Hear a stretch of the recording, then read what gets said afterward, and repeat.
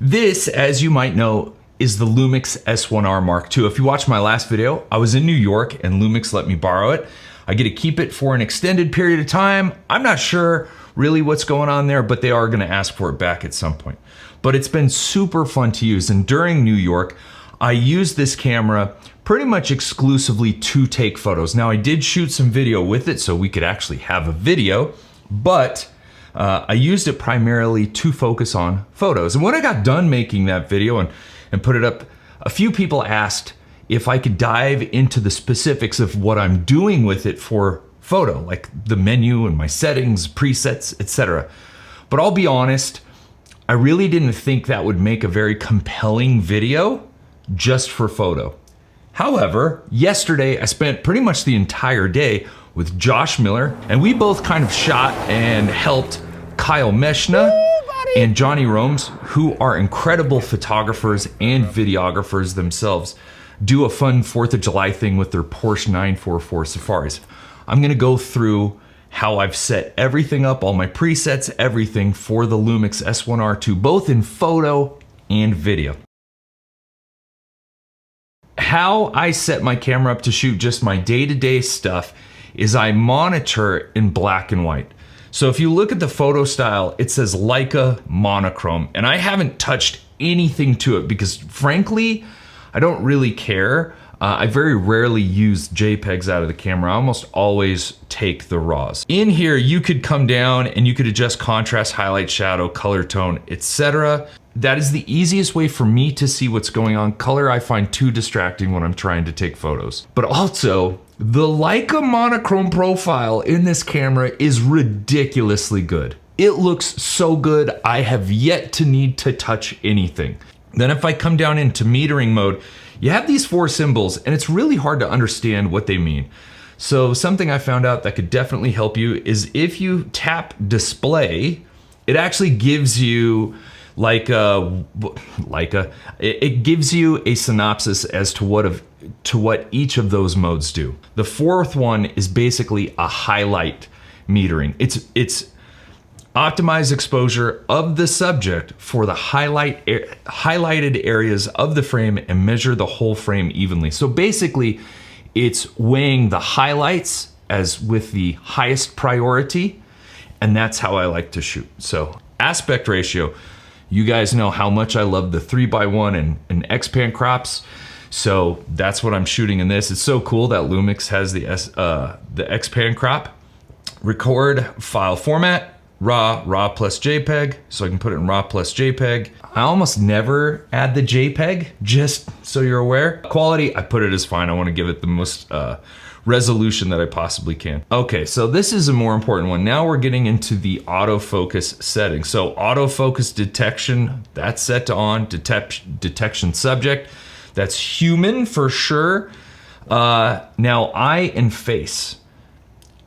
That's what I have it set on. If you wanted to come into urban sports, that's more for like parkour and breakdancing and stuff where a human body is like super contorted and it's hard to recognize that it's a human body.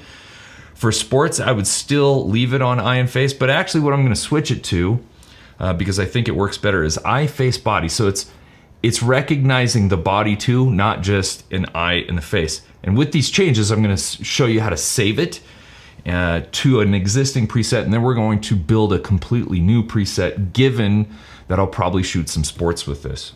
So focus limiter, best of my knowledge is you're setting a distance, a limit on where the autofocus can focus to.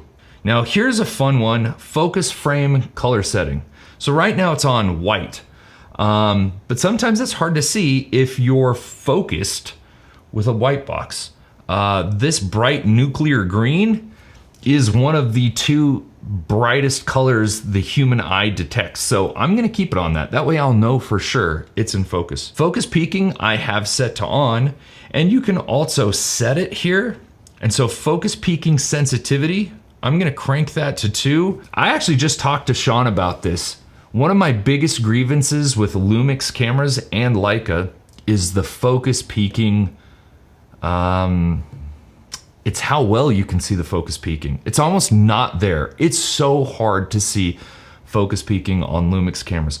On Leica, when you're taking photos, phenomenal. But the moment you switch to video, it's almost imperceivable. Display color, I'm going to red because red really pops against a black and white background. Focus frame moving speed, you can set it to fast, normal, I've just got it set it to fast. It's gonna sound like I have no idea what I'm doing and I've just got it set that way, and you would be absolutely correct. And then now we're into like photo modes. Bracketing I have off, nothing on here. Image stabilizer, this is an important one. With this particular lens that I have on, the Leica 24-90, it has image stabilization in the lens. However, there are different ways that you can set up the IBIS to work. So we've got normal, panning, so this is gonna stabilize the up and down, correct for up and down movements. Panning up and down, camera shake is corrected, left to right movements.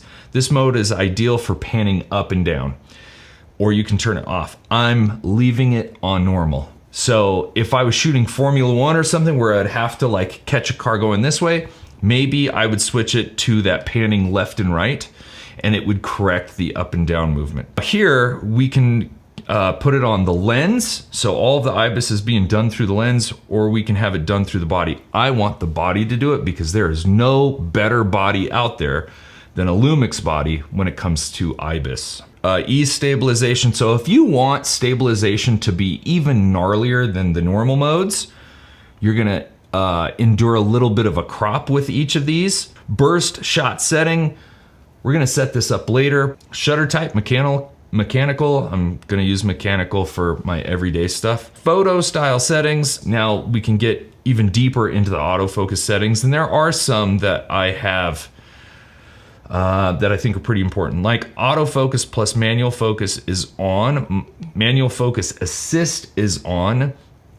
And essentially what that is if I'm using an autofocus lens and I go to manual focus and I select manual focus and I start to manual focus, what I have it set up as is it will automatically magnify so that I can get critical focus faster. And I like to have it that I can also hit the joystick. So I turn that on. I want it to be able to do both because sometimes some lenses aren't recognized. Like if I put on like this Voigtlander lens, it won't just automatically do it because it's not communicating with the camera. So I use the joystick to force that magnification. And then magnification, you can either go to 6 times or 20 times. I just go all the way to 20. Even though this is for video, it says assign record to shutter button. I have that on. That way I don't have to use this tiny little record button. I can still use the shutter button and that will shoot a video. I have yet to set any buttons to do anything. So in this particular section of the menu, this is where you can start customizing your dials and your buttons. I haven't done that. On my Leica cameras, you just hold the button and then the menu comes up and then you can specify what you want. However, and I know this camera can, it's not doing it that way.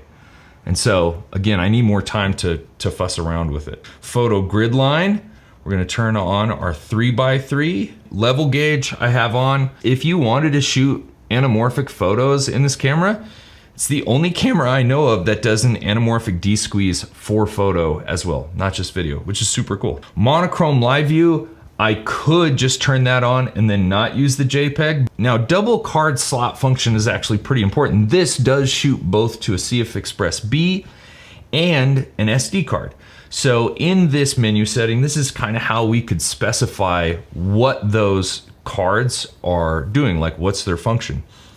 Right now, the recording method that I have is that some recording is going to one of the cards and some recording is going to the other card.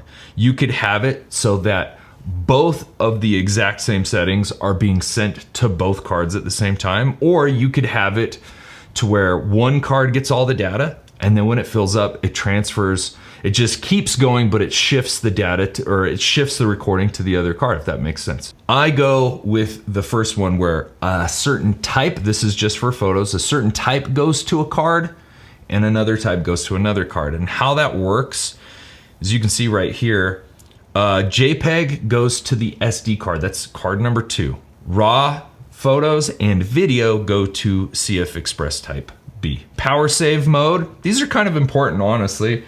So power save mode is just where you determine how long you want the camera to stay on for. It can stay on indefinitely, or you could be like, hey, after 2 minutes, I want it to fall asleep. Like I just want everything to shut off. The camera stays on. I just want everything to shut off to save battery life. Hi Hank, I'm busy, okay? Thermal management, I have it set to high. You could have it set to standard, but it's really hot here and I don't want the camera to turn off once it feels like it's hot. Like I want it to run hot and I will pay the consequences. Now when you do select high, if I go to standard and then we go to select high, it'll say caution while using this mode, the camera may get very hot. To prevent personal injury, it is highly suggested to not hold the camera body. It's saying it might burn you if the camera gets hot enough. And I'm like, yeah, I do wish to proceed. Now that we have everything set up exactly the way we want it for this profile, we can now save it to a custom mode. Now I've already built that into the dials up on top. So there's like C1 through C3, there's a bunch of profiles, and you can have those presets saved to both photo and video, which I love. I'm gonna save this and it says save custom mode C1. I'm gonna hit yes, and right now it's not titled, so I'm gonna title it. And I'm just gonna title it every day because that's kind of like how I shoot my everyday stuff. There's no niche specific setting that I have yet. So this is just my everyday profile. So oh geez, that's not even a VB. And then we hit set. Change it out, yep. And yes, so completed. So now anytime we flip this dial to C1, all of those settings that we just set for the everyday come up instantly. So there's no need to like be faffing about in the camera, which I love. It's very easy to set up. I kind of want to set up one for sports photography. So we're gonna change a bunch of things and then we're gonna load that as a preset. So, and we're gonna start with the photo style. And this one I might do color. And I'm gonna definitely do a 3:2 aspect ratio. So right here, instead of Leica monochrome, I'm gonna go back. I would absolutely avoid V-Log. I would not be shooting photos in a log color profile, just FYI. You could also load your real-time LUT if you wanted to here, which is super cool. You literally create your own LUT, put it in the camera, shoot photos, and they're already graded in your LUT if you wanted to do that in real time. Freaking awesome, but I'm not gonna do that. So I'm gonna go to standard metering mode, same thing. However, I think what I'll probably do on this one is go to spot. So I want to meter the thing that is the subject of the action. Turn that off. We're definitely turning off the expand crop ratio and we're going to 3:2 so we can see the entire screen. I want to see the entire screen when I'm shooting sports. RAW plus JPEG for sure. I could go to HEIF, but I'm just going to use JPEG because again, if this is a job and somebody's paying me, it probably means I need to offload, especially in a sports setting. And I'm thinking about this in a sports terms because I might go shoot a couple more tournaments for volleyball. I need to offload those photos as fast as possible. And so I'm going JPEG, picture size. We're gonna go large. That's 44.7 megapixels is like how much resolution this camera has. High resolution mode is where they take a bunch of photos and combine it in camera into one photo so you have this ultra high resolution photo. Not something I need right now. Autofocus is definitely gonna be something I want. And we're gonna keep it on the exact same settings that I had. Bracketing, no. Focus stacking, silent mode. This is going to force the electronic curtain, the electronic shutter to be used. So if I was a wedding photographer, this would be a setting that I would turn on. But since I'm shooting sports and I want to make sure that ball is nice and round, not warped, if you go back to watching my Leica M11 video for the AVP stuff that I did, the ball was was a mangled mess when I used the electronic shutter. So I'm gonna make sure that stays off. Hybrid zoom is pretty cool. And I thought we could only do it in photo, but you can do it here in video. So if I turn this on, it's going to seamlessly, without me knowing, seamlessly crop in like an APS-C crop to thus give me more of a reach. Now we're zooming in. 30, 45, 50, 60, 75, 90. So we've hit 90, 160, 200, holy shit. 381 millimeters of effective range out of this. What does that look like? Oh, wow. Because it's going that far, I think when you're that cropped in, it might look like crap. So let's set this, and it says minimum image size. Oh, it's basically going down to 1920 by 1280. Let's go 2 times crop, the middle one, small instead of extra small, because I think at that resolution, a 2 times crop is still going to be acceptable if I'm posting to social media. So there you go. That was fun. I just learned that. All right, crop, zoom, image stabilizer. We want this. We want that to be normal. We want the body to be doing the work. And then none of those other things apply. Burst shot setting. I'm gonna have to try this out, right? I'm setting this without actually trying it. But I want the pre-capture, so I've set that to burst shot 1, burst shot 2 setting. Yeah, I don't know, I'll just put it on this one, we'll see. Speed priority, okay, so image priority, 14-bit, speed priority, 12-bit, that makes sense. We're gonna put it on image priority.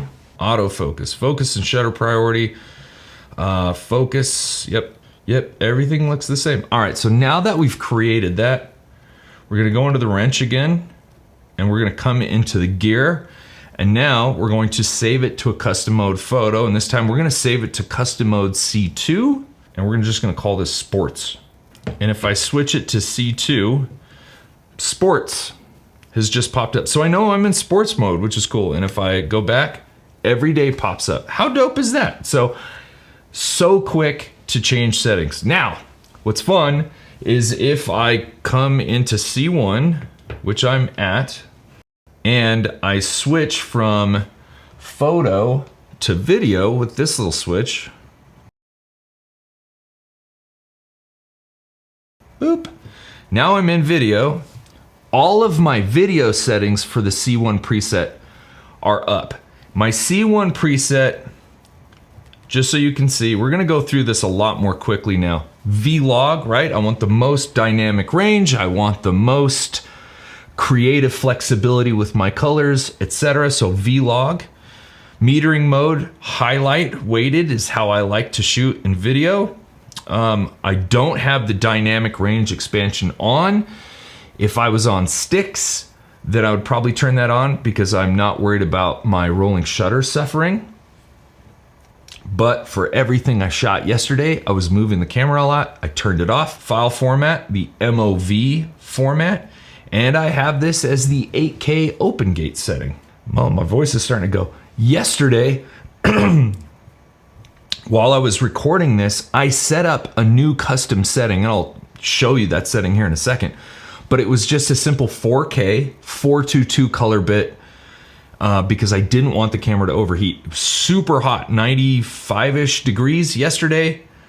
But for whatever reason, there was a bug. I could not get the camera to stay in 422, and it kept coming back to this C1 preset, and the camera gave me a thermal warning. It didn't shut down. Basically, I had to go back into that preset that I made, erase it, and then create a new one, and then it worked.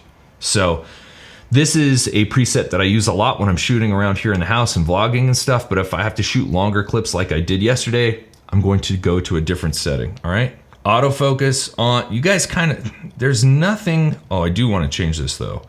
To green, focus peaking on. Sound is kind of like the bane of my existence, but the sound gain level, I have it set to standard. I have that dropped to -12. One thing I do like about Lumix cameras is that if you can't do something, it's just grayed out, FYI. If you had a autofocus lens that is a prime lens, the hybrid zoom would be grayed out. But I have a zoom lens on here, so it's grayed out because it's in the 8K mode. If I come into here and I try to turn it on, it says this item cannot be set in the current mode because of the record quality.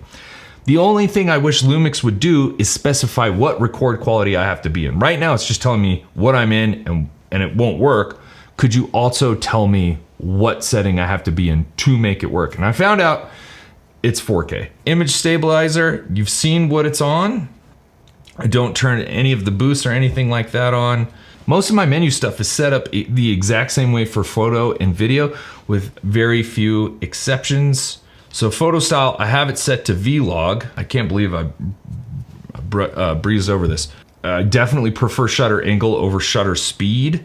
Histogram I have off because I want the waveform to be on. Oh, okay, log view assist. So I have Vlog set. You could also use a LUT if you wanted to, which is pretty cool. And so that's waveform is on. False color. I did map a button to false color. I think it's AF on, but that is done. And then I just save that to custom mode, and that's C1. Now, if I change this to C2, so C2 is my anamorphic mode. When I turn that on, it just puts me into anamorphic. And the only thing that's different about the anamorphic mode is the display, right? I'm de-squeezing, a 1.5 de-squeeze, and also I have a IBIS, an anamorphic IBIS turned on as well. Now, when we go to C3, the focus setting is a little bit different. I've gone from the whole area down to a zone. I'm normally behind the camera and I'm just pointing it at the thing I need it to see. So this button right here kind of shows that. This is the normal video autofocus mode that I use for the other two, C1 and C2, full area. But for this one, when I'm shooting BTS and I'm behind the camera, I want zone focus with face and eye auto detect. It's in ARRILOG's C3. I should probably just change that back to Vlog. It's cool that C3 is in there, but it's only really handy if your A cam is a ARRI. If you're not shooting with ARRIs, like, there's no reason to pay the $200 and get it, just FYI. If we come down into record quality, this is what's different. So it's still an MOV file format, but I put it into 4K 422 24p. Everything is exactly the same, but now I need to save it because I want to make sure that it's got those changes that I just said. But those are my favorite settings. This is how I set up my camera for both photo and video. Hopefully it was helpful to you. If it was, please do me a huge favor. Just hit the like button and then also consider subscribing. It's free. It's not an actual subscription. Just weird they worded it that way. And I never send you any weird emails or anything like that. All right. Well, thanks again for watching. If you have any comments, leave them down in the comment section. Of course, duh. I'm pretty good about answering every single one that I get. But until the next one, I'll catch you later. Peace.